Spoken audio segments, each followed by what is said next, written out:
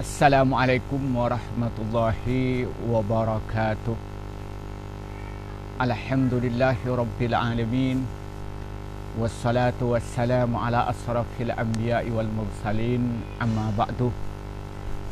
Pendengar dimanapun Anda berada, marilah kita bersyukur kepada Allah Subhanahu wa ta'ala atas segala nikmat yang Allah berikan kepada kita.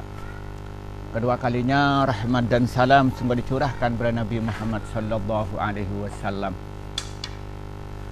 Pemirsa dimanapun Anda berada, pada bulan ini kita sebentar lagi akan memasuki bulan Rabiul Awal, yaitu bulan kelahiran Nabi Muhammad sallallahu alaihi wasallam. Karena yang menurut sejarah diceritakan bahwa Nabi Muhammad itu dilahirkan pada hari Senin tanggal 12 bulan Rabiul Awal pada Amul Fil, pada tahun gajah. Maka karena itu, maka tidak salah kalau kita ini mencoba mengingat tentang salah satu episode kehidupan Nabi Muhammad sallallahu alaihi wasallam. Karena Nabi Muhammad itu adalah manusia yang agung, manusia yang sempurna, karena manusia yang dipuji langsung oleh Allah Subhanahu wa ta'ala. Allah berfirman, wa innaka la'ala khuluqin azim, dan sungguhnya engkau Muhammad adalah mempunyai akhlak yang agung. Maka karena itu Allah menyuruh kepada umat Islam untuk menteladani Nabi Muhammad sallallahu alaihi wasallam. Kalau betul-betul dia beriman kepada Allah, betul-betul ingin mendapatkan ridha dari Allah, dan betul-betul ingin mendapatkan pahala dari Allah, dan betul-betul mengharapkan keselamatan nanti di akhirat kelak. Dia ingin mendapatkan syafaat dari Rasulullah sallallahu alaihi wasallam, dan ingin selamat dari panasnya padang mahsyar, dan ingin selamat dari siksa neraka, dan ingin masuk surga. Allah berfirman dalam Al-Quran, laqad kana lakum fi rasulillahi uswatun hasanah liman kana yarjullaha wal yawmal akhirah. Sungguh dalam diri Rasulullah terdapat teladan, uswah. Apakah semua orang bisa menteladani Rasulullah? Tidak. Yaitu orang yang mempunyai dua sifat, liman kana yarjullah, yaitu bagi orang yang mengharapkan ridha dari Allah, bagi orang yang mengharapkan mendapatkan pahala dari Allah, bagi orang yang mengharapkan mendapatkan cinta dari Allah Subhanahu wa ta'ala, wal yaumal akhirah, dan mengharapkan keselamatan di hari kiamat. Nah, kita sebagai umat Islam mempunyai kewajiban menteladani Nabi Muhammad SAW. Nah, salah satu yang perlu kita teladani yaitu cara ibadah Rasulullah SAW. Dalam hadis-hadis yang sahih bisa kita lihat misalnya di dalam kitab Bukhari, dalam kitab Sahih Muslim, atau yang kitab sifatnya rangkuman sudah seperti misalnya dalam masalah fikih dalam kitab Bulughul Maram yang dikarang oleh Ibnu Hajar, atau yang berkenaan dengan akhlak dan perilaku. Kita bisa lihat misalnya kitab Riyadhus Shalihin yang dikarang oleh Imam An-Nawawi. Yang pertama, bagaimana Rasulullah ibadah salat 5 waktunya.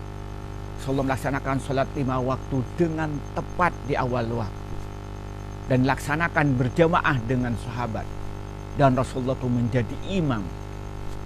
Jadi Rasulullah itu begitu mendengarkan azan, hatinya bahagia.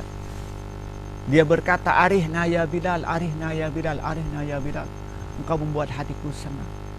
Lalu Rasulullah itu siap-siap, lalu melaksanakan sholat sunat qobliyah untuk sholat duhur, sholat qobliyah. Lalu setelah itu Rasulullah itu sholat berjamaah, Rasulullah menjadi imam dan sahabat yang lain menjadi ma'mum. Lalu Rasulullah itu wiridan seperti yang dipesankan kepada Abu Hurairah, yaitu wiridan tasbih subhanallah, kemudian tahmid alhamdulillah, kemudian takbir Allahu akbar, kemudian tahlil la ilaha illallah, lalu berdoa kepada Allah. Itu yang dilakukan setiap hari. 5 kali sehari semalam. Dilaksanakan juga ba'diyah setelah zuhur, kemudian qabliyah sebelum asar, kemudian ba'diyah setelah maghrib, qabliyah sebelum isya, ba'diyah setelah isya, kemudian qabliyah sebelum subuh. Itu yang dilakukan oleh Rasulullah setiap hari. Dan Rasulullah itu ditambah lagi dengan qiyamul lail. Dan salat malamnya itu hampir separuh malam. Bahkan kadang-kadang lebih dari separuh malam. Dalam hadis yang diriwayatkan Imam Bukhari dan hadis diriwayatkan Imam Muslim yang datang dari Siti Aisyah. Siti Aisyah bercerita, satu ketika Rasulullah itu bermalam di rumah Siti Aisyah. Nah, ketika bermalam, lalu Rasulullah pamit pada Siti Aisyah, "Wahai ya Humairah, wahai istriku yang pipihnya kemerah-merahan, berikanlah aku izin untuk melaksanakan sholat." Lalu Siti Aisyah bertanya, "Wahai Rasulullah, engkau adalah seorang Rasul, kenapa harus izin kepadaku untuk beribadah kepada Tuhan?" Rasulullah menjawab, "Ya wahai Aisyah, engkau adalah istriku, engkau berhak bersamaku pada malam ini untuk bersenang-senang." Lalu Siti Aisyah memberikan izin pada Rasulullah untuk melaksanakan sholat malam. Singkat cerita, Rasulullah sholat, Siti Aisyah tidur. Begitu dia bangun, melihat Rasulullah sedang sholat, tidur lagi. Begitu tidur lagi, Rasulullah melihat masih sholat. Begitu bangun, masih dalam keadaan sholat. Ketika menjelang subuh, Siti Aisyah mau ikut juga tahajud. Ia melihat Rasulullah sedang sholat, kemudian sampai kakinya bengkak. Lalu setelah Rasulullah itu salam, Siti Aisyah bertanya pada Rasulullah, "Wahai Rasulullah, engkau orang yang tidak pernah berbuat dosa kepada Allah.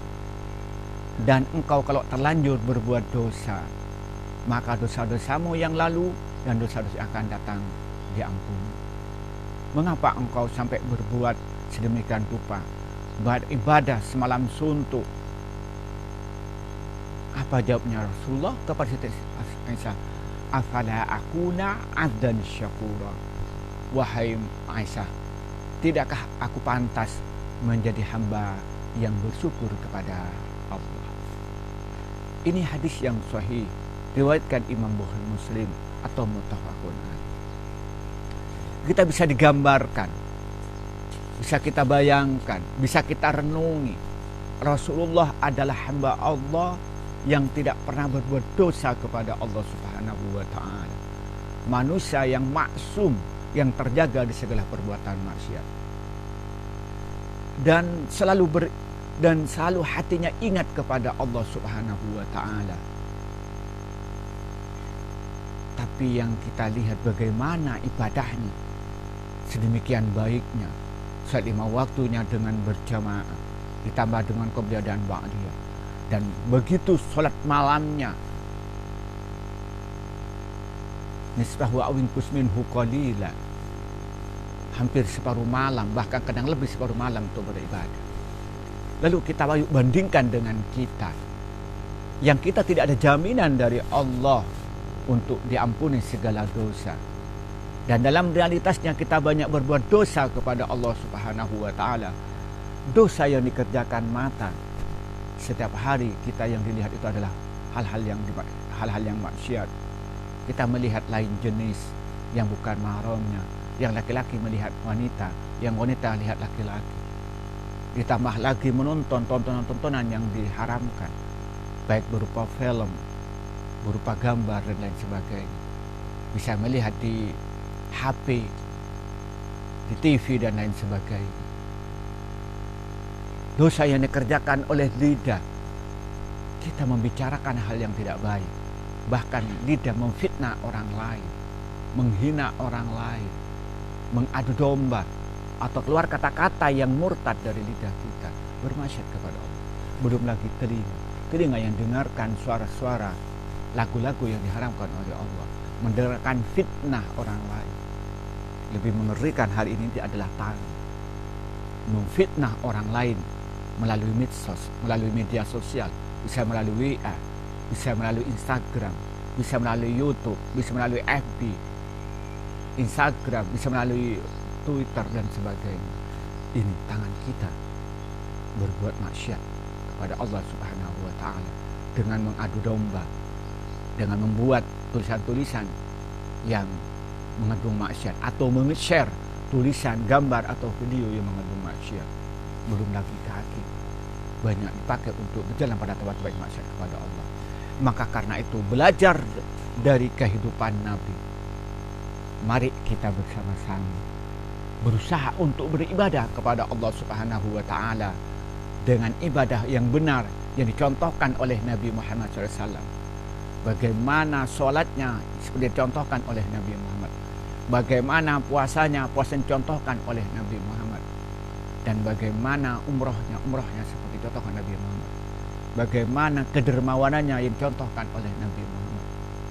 Dan di waktu yang sama, apa yang dikerjakan itu ikhlas semata-mata mengharapkan ridha dari Allah, semata-mata ingin mendapatkan pengampunan dari Allah Subhanahu wa taala, semata-mata karena ingin mendapatkan cinta dari Allah.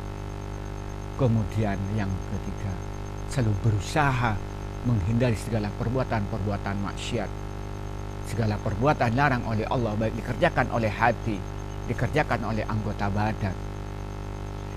Kemudian yang keempat, selalu belajar dan belajar ilmu-ilmu agama, baik yang berkenaan dengan akidah, berkenaan dengan syariat, sehingga apa yang kita yakini itu benar dan apa yang kita benar, sehingga mendapatkan ridha dari Allah Subhanahu wa taala dan diaku sebagai umat Nabi Muhammad karena menteladani Nabi Muhammad, sehingga nanti di padang mahsyar akan diaku sebagai umatnya dan mendapat syafaat dari Rasulullah, dan juga nanti juga mendapatkan syafaat sehingga diselamatkan dari siksa neraka dan dimasukkan ke dalam surga. Semoga kita semua oleh Allah diberikan hidayah, diberikan petunjuk, dan diberikan ma'unah, dan diberikan pertolongan, karena kita yakin la haula wala quwata illa billahil aliyyil azim. Kita tidak punya kemampuan untuk beriman kepada Allah dengan benar, tidak punya kemampuan untuk beribadah kepada Allah dengan baik, tidak punya kemampuan untuk menteladani Nabi Muhammad dengan sempurna, dan waktu yang sama tidak punya kemampuan untuk terhindar dari perbuatan maksiat, dan tidak punya kemampuan untuk kita itu menghindari segala perbuatan-perbuatan bid'ah, kecuali kita mendapatkan pertolongan dari Allah Subhanahu wa taala. Mari kita berdoa supaya kita bersama-sama oleh Allah diberikan hidayah, diberikan ma'unah, menjadi orang-orang yang cinta kepada Allah dan mencintai Rasulullah melebihi yang lain, dengan cara mentaati apa yang dalam Al-Quran, mentaati apa yang dalam hadis, dan menteladani Nabi Muhammad secara sempurna. Ini yang bisa kita sampaikan pada pertemuan kali ini. Wallahul muwaffiq ila aqwamit thoriq. Wassalamualaikum warahmatullahi wabarakatuh.